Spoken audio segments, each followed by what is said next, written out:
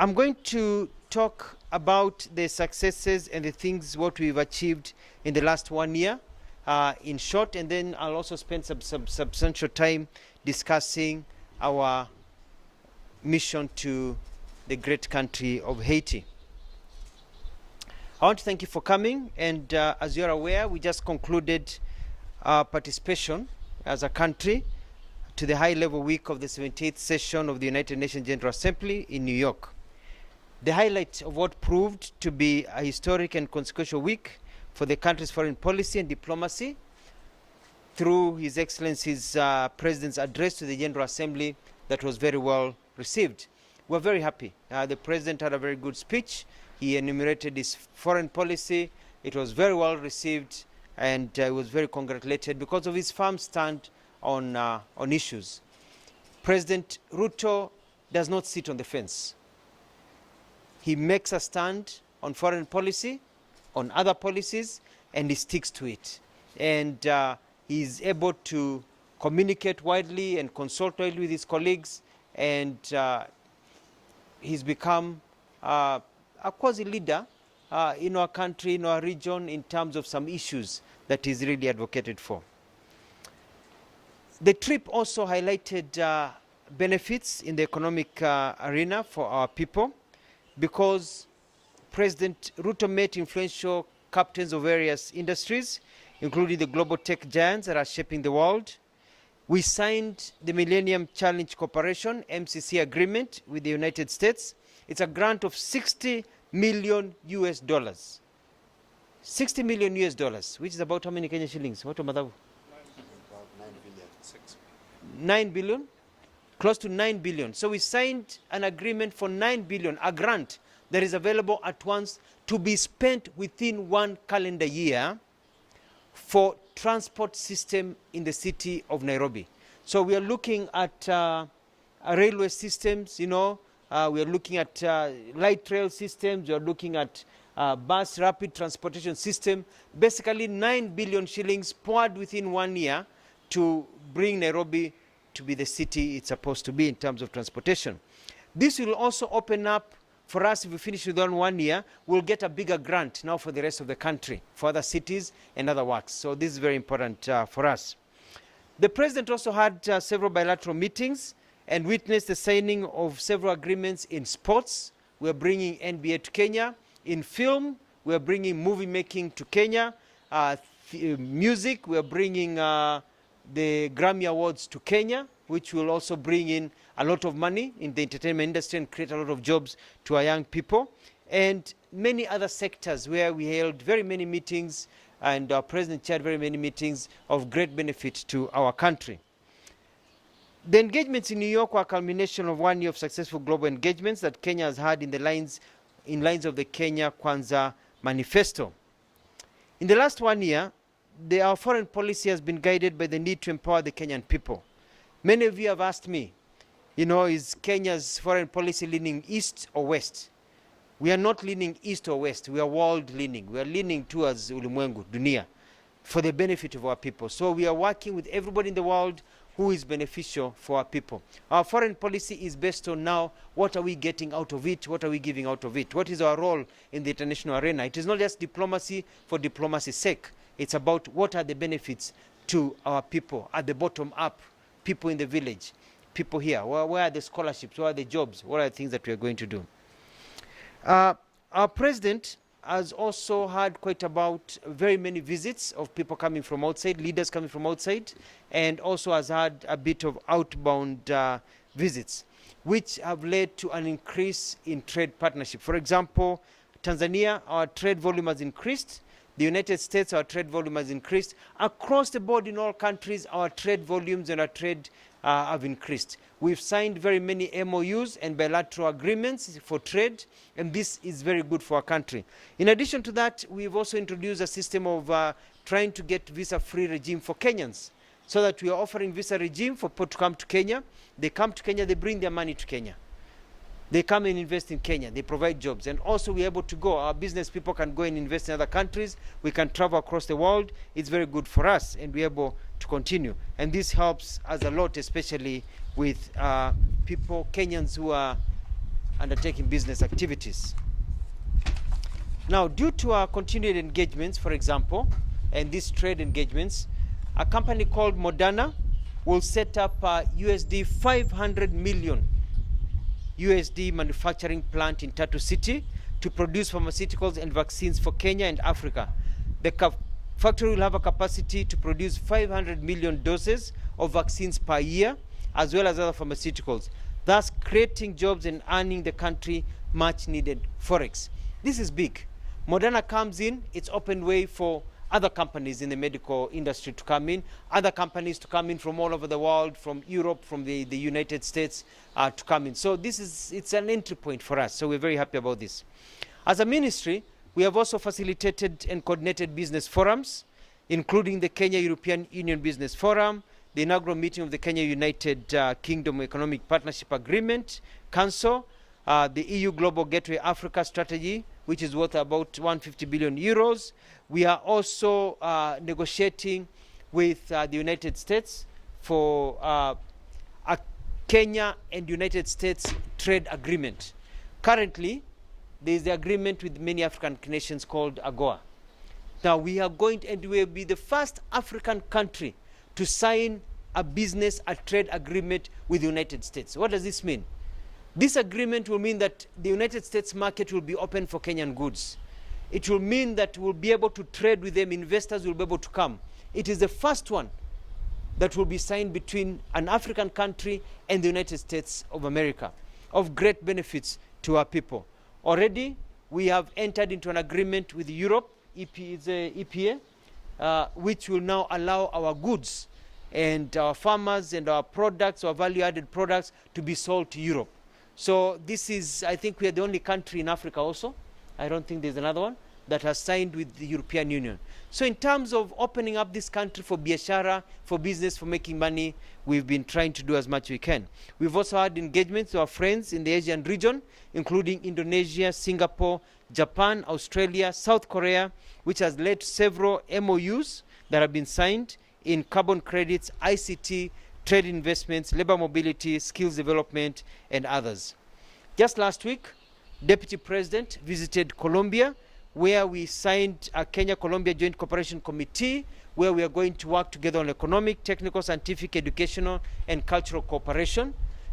Colombia produces very good coffee, similar to the coffee we produce, but they have a large share in the market. And we're asking ourselves, there is a huge share of coffee, of market share in the world that Kenya can go into, but we have not really taken advantage of that. So we are learning from Colombia, what are they doing right in terms of marketing their coffee. We want to learn from them. We market our coffee to them and to other countries so that now we can make money. Well, I was surprised to find that in Colombia, they actually import Kenyan coffee, and because it's so good, they blend it with some of their coffee to sell it overseas. And that's what's happening.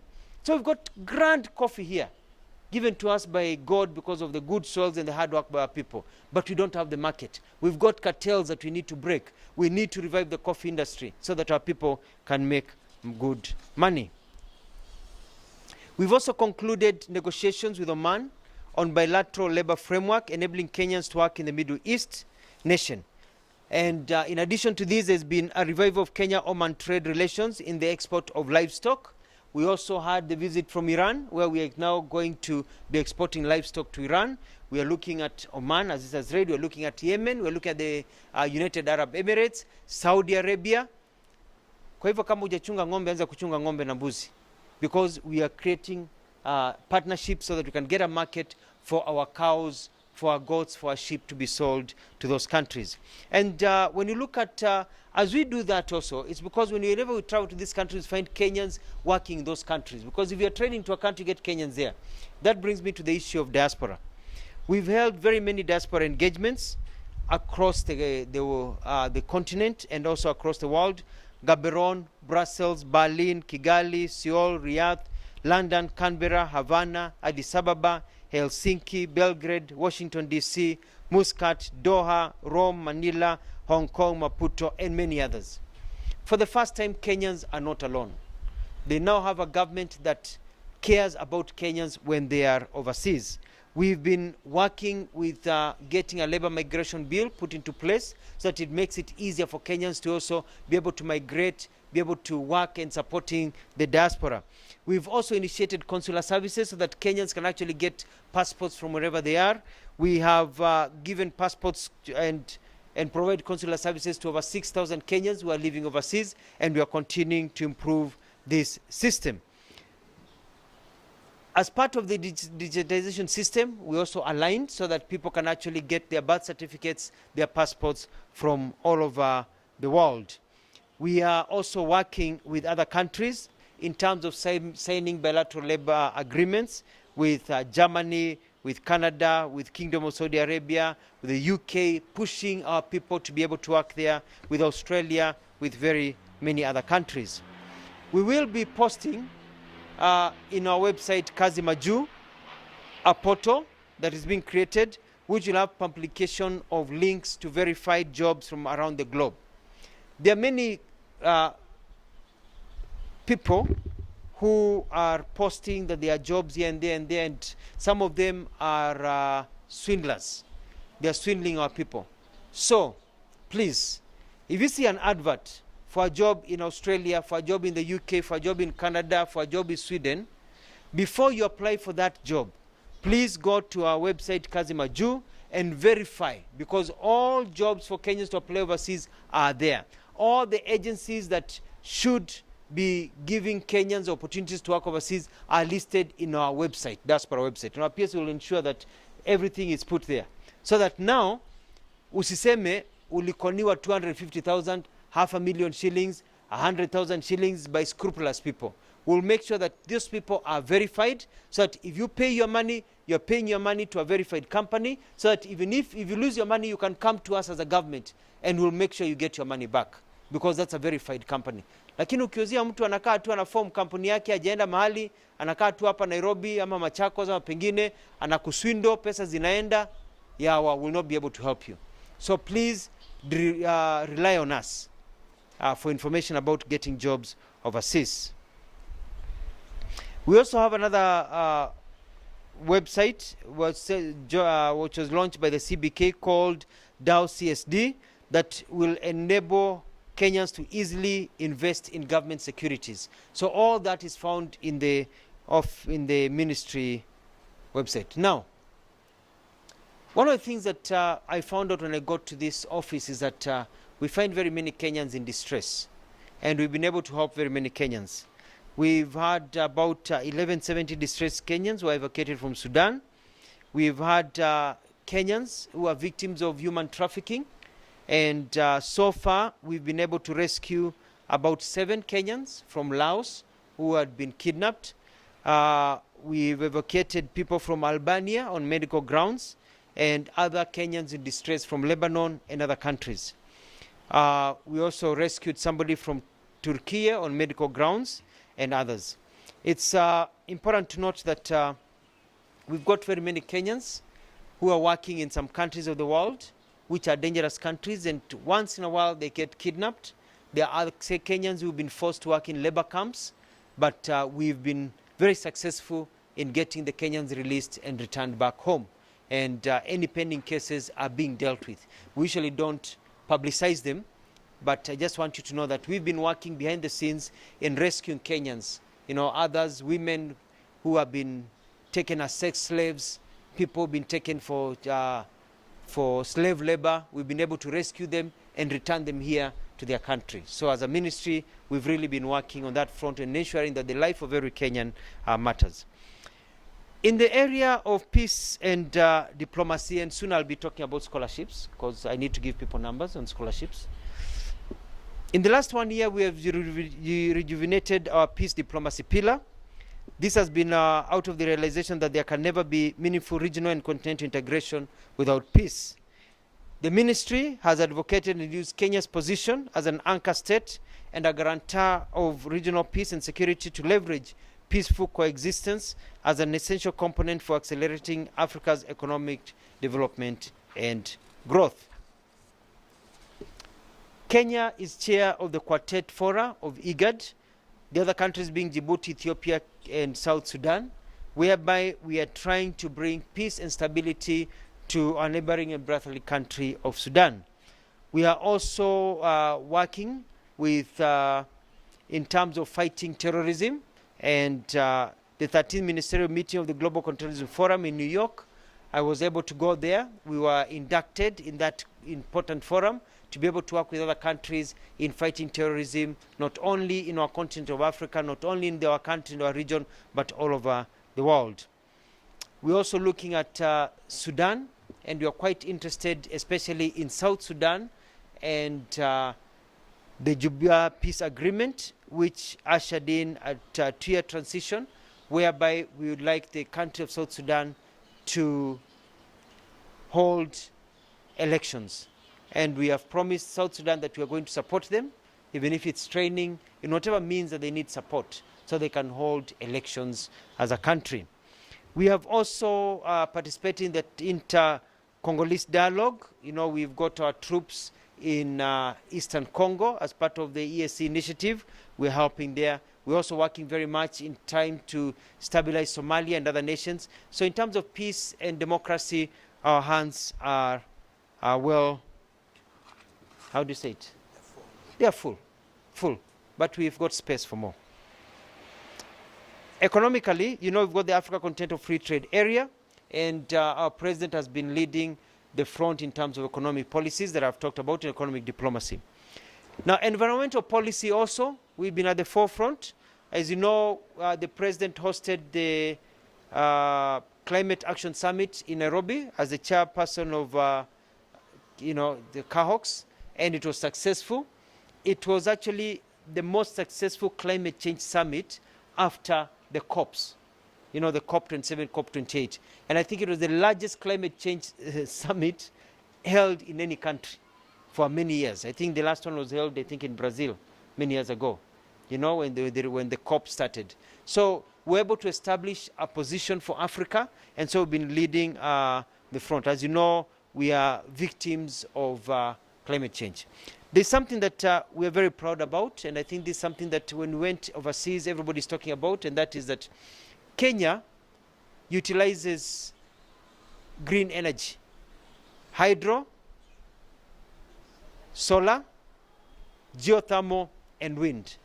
Our grid is 93% green energy, and our target is that by 2030, we'll be the first country in the world to be 100% green in terms of our energy. We signed an agreement with an Australian company that is going to be using our geothermal to produce green energy, green hydrogen. So the same way the other nations were exporting oil to us, we'll be exporting green hydrogen to Europe, Arabia, and to the rest of the world.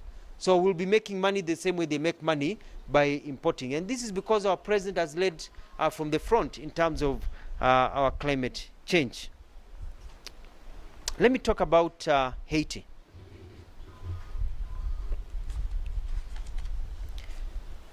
The United Nations is a body with many countries. And Kenya is a member of the United Nations, and so is Haiti and other nations. Africa Union is a body for the continent of Africa, free countries in Africa. And not so long ago, African Union adopted the Caribbean nations, which are made up of slaves taken from the African continent, as the diaspora of Africa.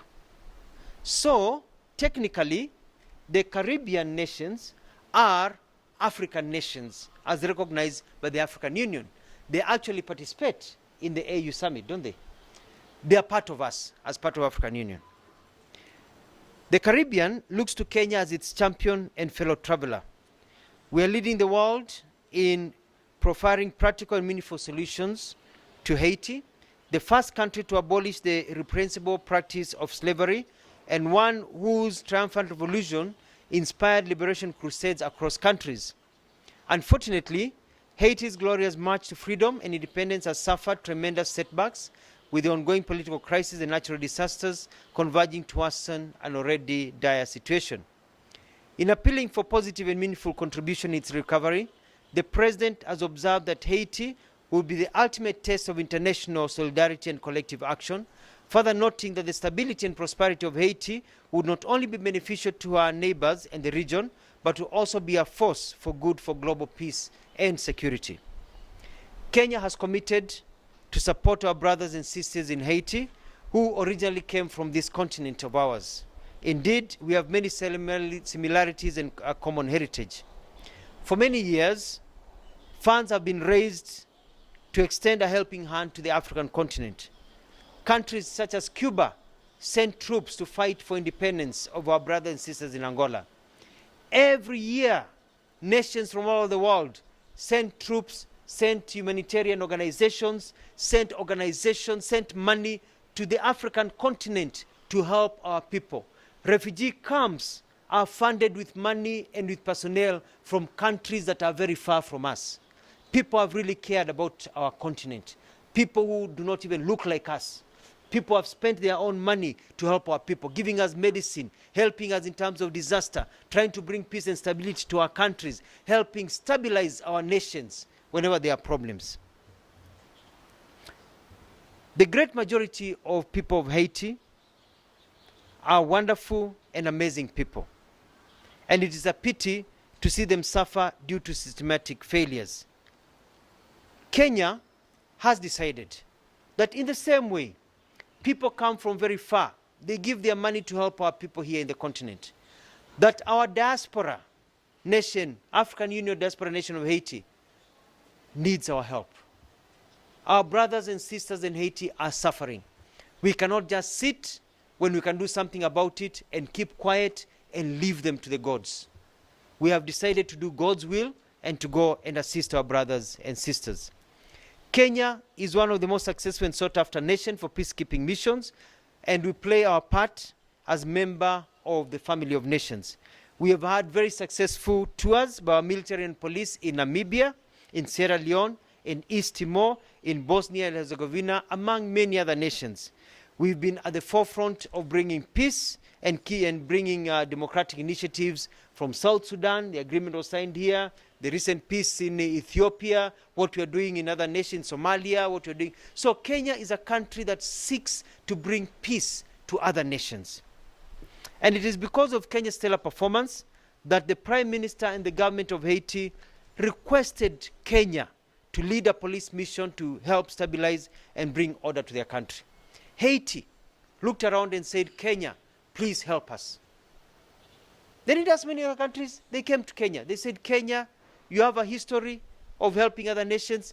Kenya, you are very good at doing it. Kenya, you are brothers and sisters. Kenya, we are dying here. We are suffering. Tumefika mwisho. Please help us. So we got a request from our people of Haiti.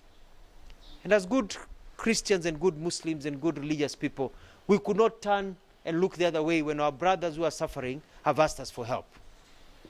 So we decided we are going to go and help Haiti to lead a multinational police mission with other countries. We were in New York and other countries are coming on board. We've got other African nations that are coming on board. We've got other nations from all the world. They're saying, if Kenya is leading it, we think there's going to be success. So they're coming on board. And we are going to have a UN resolution which will give the mandate for Kenya and other governments to be able to send their police forces to go and police and help stabilize Haiti. We'll also be training the Haiti police so that they can have their numbers, so that we go, we finish our mission, we come back, we leave them with a stable country. Because they have asked for our help, we want to help them because we also care and feel their pain. So I want to send a message to the people of Haiti. We assure the people of Haiti that we feel your pain. When you cry out, we feel it. When your children suffer, we feel it. Your pain is our pain. We shall stand with you at this difficult time and walk the journey towards peace together, because you deserve to live a secure and prosperous life. You are our brothers and sisters. So as I've said, we're working with others, and we hope that we'll be able to move forward very quickly. In terms of timeline, we do expect the UN mandate any time now, within the next few weeks. Immediately after to get the mandate, there's going to be a meeting whereby different nations will come together and decide the kind of support they are going to back Haiti by backing the Kenyan-led force or mission, so that after that now we'll be able to deploy. We are looking at 2 to 3 months, we'll be in Haiti helping our people. If it takes long, maybe in early January, but that depends with what happens in the United Nations Security Council, where the debate and the discussion is going on to pass a resolution. But we are committed. We've already started planning our logistics. We had a very good meeting this morning with the police, where they were able to tell us about their planning model, the equipment that is required, the personnel that is required. So planning in our end has already started. We even started teaching some of our key police officers French, so they can be able to communicate with our people when they get there. So we are planning for our brothers and sisters in Haiti. When the whistle is blown, we'll be there to help our people. We have to stop the women from being raped. We have to stop from the children from being killed. We have to stop these thugs from taking over the streets and making our brothers and sisters suffer. And we are doing it because we know that they would also do the same for us if they were also in our position to help. In conclusion, as a ministry, we remain focused on the work at hand. We'll soon be launching a new foreign policy, as I said earlier on, that will be more aligned to the Kenya Kwanza vision to help solidify on the gains we've made. The achievements that I've been able to list here are reliably anchored on Excellency President Ruto's bold, robust and firm foreign policy philosophy for the country. As a ministry, we remain well guided to match the President's vision through the promotion, protection and projection of Kenya's interests from the bottom up. Kwa haya mengi nasema asante. Sitarudia kwa lugha ya Kiswahili.